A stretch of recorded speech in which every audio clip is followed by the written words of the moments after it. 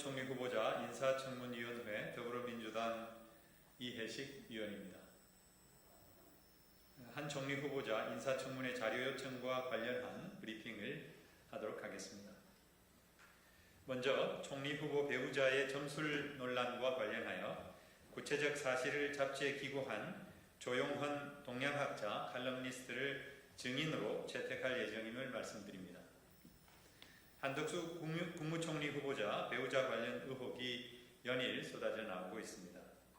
이해충돌 그림값, 청계천처가 땅 50억 차익에 이어 이제는 점술의 영역인 선견문까지 등장했습니다.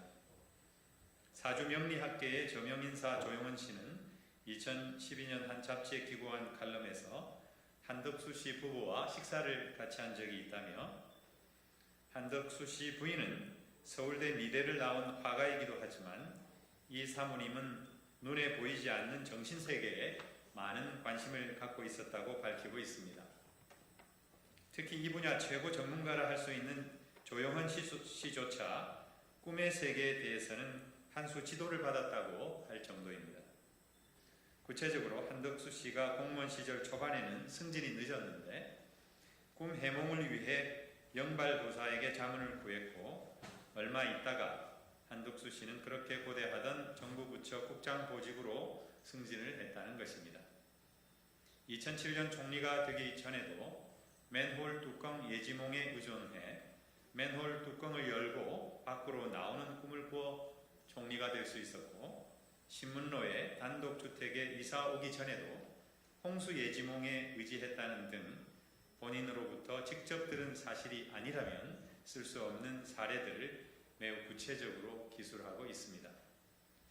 요즘 저희 의원실을 비롯하여 인사청문회 위원들 사무실에는 이와 관련한 제보가 이어지고 있습니다. 총리 후보 배우자와 이름만 대면 알만한 여성이 강남 유명 점집을 함께 드나드는 사이다. 주변 관료 부인들에게 남편 출세를 위해서는 모 점집에 가서 점을 보라고 강권했다는 등의 내용들입니다. 대통령 당선자와 그 부인의 무속과 주술 관련성으로 인해 많은 국민들의 근심과 우려가 있었습니다만 총리 부인까지 보이지 않는 정신세계에 심취해 있다면 심각한 상황이 아닐 수 없습니다. 청문회 과정을 통해 이러한 의혹과 우려가 총리 후보자 자신의 입을 통해 국민이 납득할 수 있는 수준에서 해명되기를 바랍니다. 둘째, 한덕수 업무 내역서 제출을 거부하고 있는 법조윤리협의회에 대해 고발 조치를 검토하겠습니다. 한덕수 후보가 떳떳하다면 스스로 공개해야 할 것입니다. 현재 김앤장 고위공직자 출신 비법조인 고문은 모두 87명에 달하는 것으로 나타났습니다. 노준형 전 정보통신부 장관, 이규용 전 환경부 장관, 이기권 전 고용노동부 장관 등 장관급과 다수의 차관급 공무원 출신, 감사원 공정거래위원회, 금융감독원 등 기업 관련 규제감독기관 출신 등이 포진해 있습니다. 김앤장을 거쳐 갔거나 다시 공직에 취임한 사람의 수는 집계할 수 없을 정도로 많습니다. 변호사도 아닌 이들이 법률사무소에서 고액 연봉을 받는 까닭은 과거 근무했던 기관의 인맥을 통해 로비스트 역할을 수행하기 때문이라는 합리적인 의심이 들 수밖에 없습니다. 변호사법은 고위공직자들이 취업한 법무법인 등에서 수행한 활동에 법에 저촉되는 사항은 없는지 감시하기 위해 업무 내역서 제출을 의무로 하고 있습니다. 변호사법 제89조의 6에 따라 법무법인 등은 변호사 아닌 퇴직공직자가 취업한 때에는 지체 없이 취업한 퇴직공직자의 명단을 법무법인 등의 주사무소를 관할하는 지방변호사회에 제출해야 하고 매년 1월 말까지 업무활동 내역 등이 포함된 전년도 업무 내역서를 작성하여 지방변호사회에 제출해야 합니다. 지방변호사회는 법무법인 등에서 제출받은 자료를 지체 없이 법조윤리협의회에 제출해야 합니다. 이 법에 따라 현재 법조윤리협의회는 김앤장에서 제출한 한덕수 후보자 업무 내역서를 보관하고 있습니다.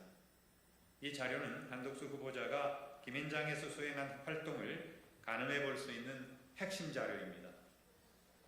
이에 본 위원을 비롯한 인청 위원들은 변호사법에 따라 국회 제출을 요구하였으나 협의회는 내부 회의를 거쳐 비밀 유지를 이유로 자료 제출을 거부하고 있습니다.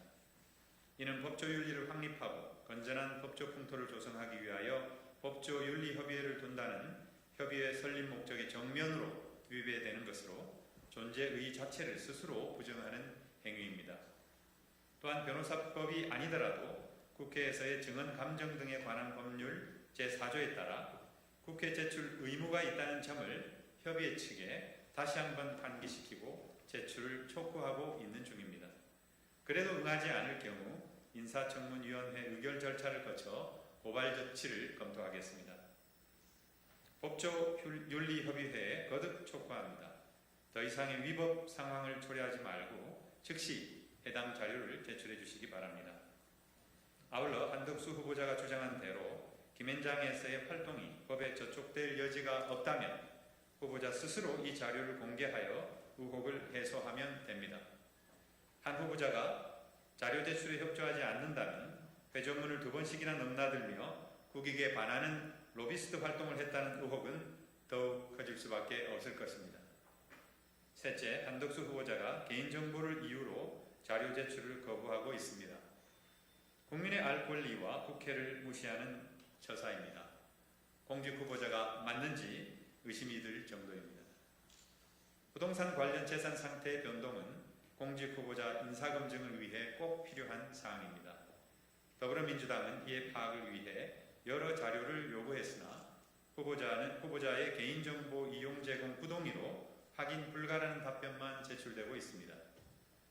공직 후보자로서 마땅히 제출해야 할 자료들을 개인정보라는 이유로 제출을 거부하는 것은 국회 무시를 뛰어넘어 국민의 알 권리를 무시하는 처사입니다. 5월 19일부터는 공직자의 이해충돌 방지법이 1년간의 유예기간을 거쳐 본격 시행될 예정입니다. 이 법에 따라 공직자의 각종 신고, 제출 의무가 대폭 강화됩니다. 한덕수 후보자가 새 정부를 이끌어갈 국무총리에 취임하고자 한다면 이 법 시행 전이라도 먼저 모범적으로 이 법을 준수하는 태도를 보여야 할 것입니다. 한덕수 후보자는 과거 공직에 재직하던 시절과 그로부터 10수년이 흐른 지금의 국민의 눈높이가 질적으로 달라졌다는 점을 분명히 인식해야 합니다. 이러한 인식이 없다면 불통 논란에 휩싸일 수밖에 없고 이는 지금 시기 국무총리 역할 수행의 필수 자질인 소통과 조정 능력의 결정적인 하자가 될 것입니다.